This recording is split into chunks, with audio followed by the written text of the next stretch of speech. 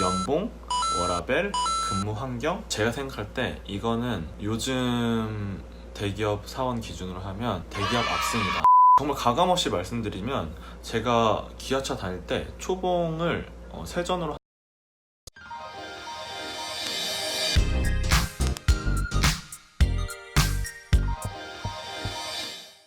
안녕하세요. 여러분의 로스쿨 관련 고민을 한방에 해결해줄 로키입니다. 안녕하세요. 여러분이 평소에도 마찬가지겠지만 요즘에는 특히 더 이런 고민을 많이 하고 계실 텐데요.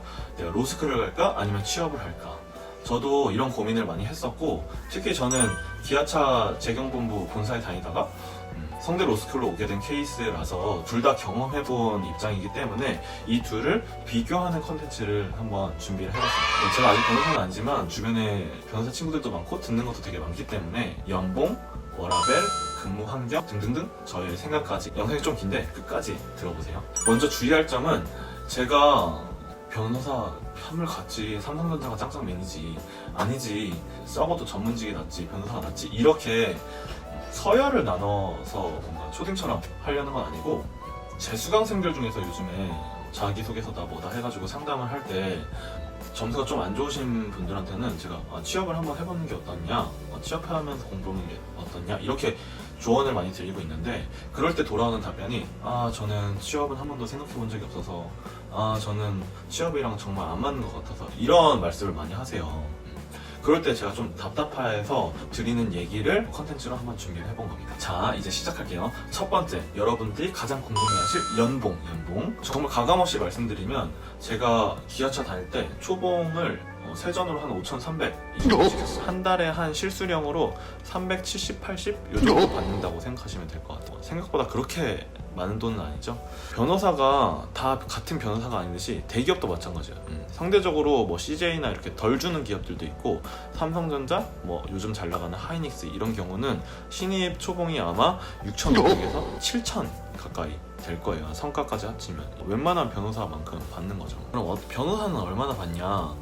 대형 로펌 변호사는 실수령으로, 그러니까 세후 실수령으로 매달 한 900 정도 받는다고 생각합니다. 처음에 들어가면. 그런데 뭐 사실 대형 로펌 1년에 몇 명이나 간다고 그걸 다 기대하고 공부를 하는 건 아니시잖아요. 별로 의미 없죠. 로클럭은 세후로 한 500에서 550 요 정도 사이로 받는 것 같아요. 로스쿨 졸업한 평균적인 변호사를 기준으로 한번 생각을 해보면 세전 400에서 500, 좀 많으면 600. 변호사들은 보통 예전에는 다 세후로 이렇게 했는데 요즘에는 세전으로 공고를 내는 곳도 많아졌습니다. 물론 상승률이 대기업 사원에 비해서는 높기는 하지만 세후로 하면은 그냥 좋은 대기업 다니는 친구들이랑 비교를 했을 때 돈적으로는 그렇게 크게 차이가 안 나죠. 또 로스쿨 학비, 3년간 공부하는 데 들어가는 비용, 그리고 시간, 건강 이런 것들을 합치면 탈모 비용 이런 거 합치면 전 좀 맞아야 해요. 대기업에서 일찍 취업해서 종잣돈 만들어서 차근차근 재테크하는 거랑 로스쿨 졸업한 평균적인 변호사의 연봉 차이는 뭐 크게 안 날 수가 있어요. 물론 변호사가 결국엔 자영업이고 사업이기 때문에 경력이 쌓일수록 능력에 따라서 천차만별로 달라진다는 점은 있습니다. 두 번째로 워라밸. 요즘 제 또래들이 정말 중요하게 생각하는 워크 라이프 밸런스죠. 제가 생각할 때 이거는 요즘 대기업 사원 기준으로 하면 대기업 압승이다, 이렇게 말씀드리고 싶어요. 이번 정부에서 특히 근로시간 52시간제 정책 시행하면서 유연근무제를 많이 시행하고 야근이 정말 많이 있어요. 기아차 다닐 때는 6시 이전에 퇴근하는 사람들도 진짜 많았었거든요. 변호사는 6시 이전 퇴근은 정말 꿈도 못. 반면에 변호사는 돈을 많이 받을수록 일을 더 해야 되는 구조라고 생각하시면 돼요. 자기가 로펌 오너가 되지 않는 이상. 분명 시즌이 있기는 하지만 대형 로펌 변호사는 막 새벽 2시까지 일하기도 하고, 그러니까 일한 만큼 받는 거예요, 돈을.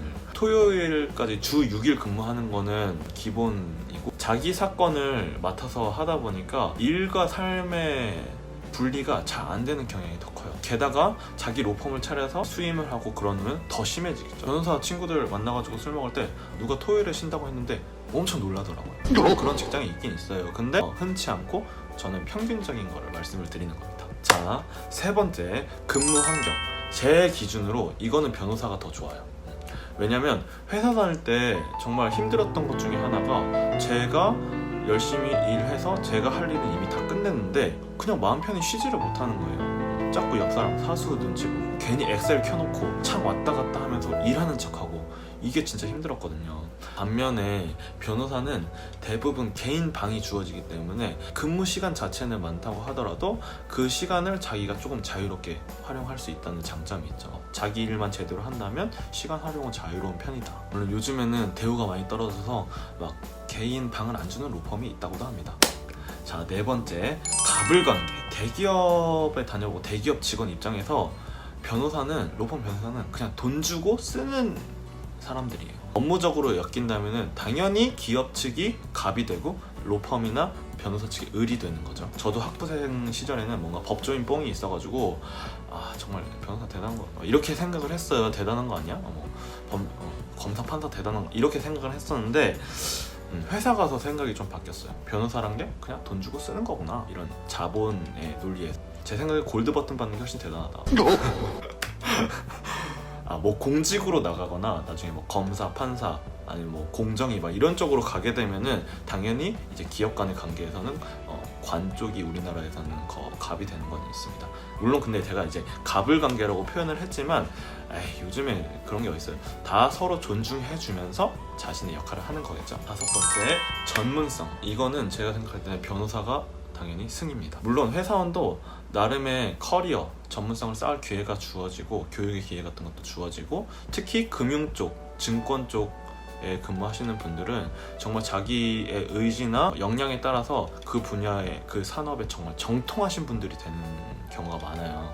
그래서 강연도 많이 다니시고 저는 그것도 진짜 멋있다고 생각하거든요. 하지만 평균적으로 전문성을 쌓을 기회는 변호사한테 많이 주어집니다. 왜냐면 전문성이라는 게 변호사는 진짜 생계랑 연관이 되기 때문이죠.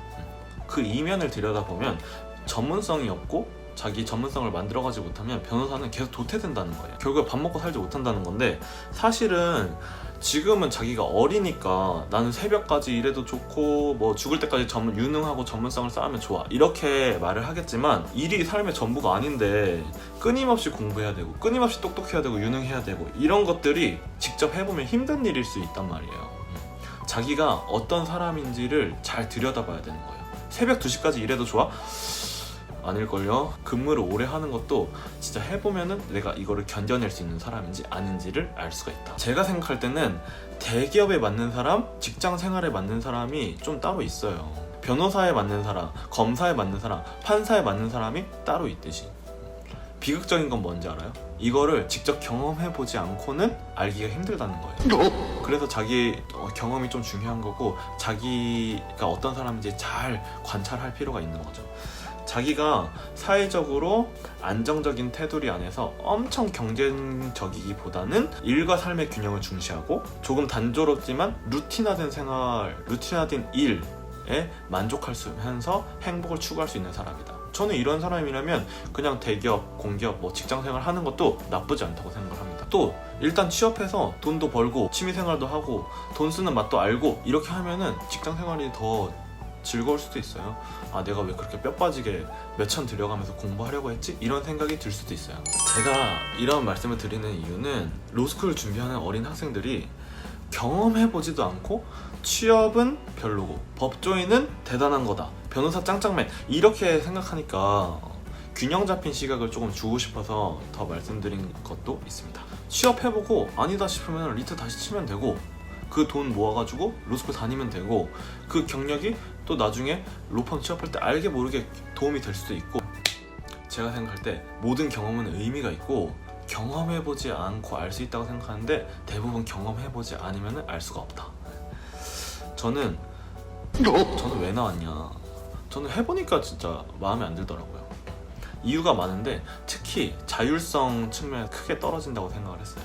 내가 회사원으로서 이 팀이 마음에 안 들어, 이 회사가 마음에 안 들어, 그러면은 다른 곳으로 옮길 수가 있어야 되는데 그게 기회가 정말 몇 번 없고 힘들다는 거예요. 그게 그나마 저처럼 나이가 좀 어릴 때는 다른 도전을 해보고 시도를 해볼 수가 있는데 만약에 내가 과장 정도 됐어? 결혼했어. 근데 회사가 너무 가기 싫어. 이러면 어떻게 할 거지? 라고 했을 때 대안이 없는 거예요.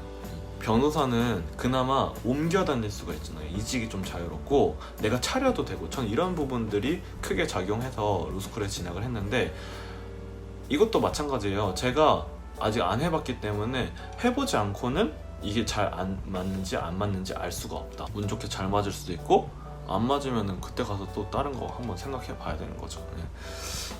오늘 제가 드린 말씀이 여러분의 요즘 하는 고민을 해결하는데 조금이라도 도움이 됐으면 좋겠습니다.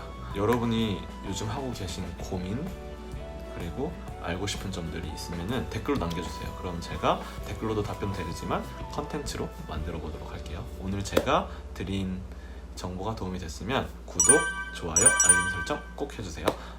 안녕.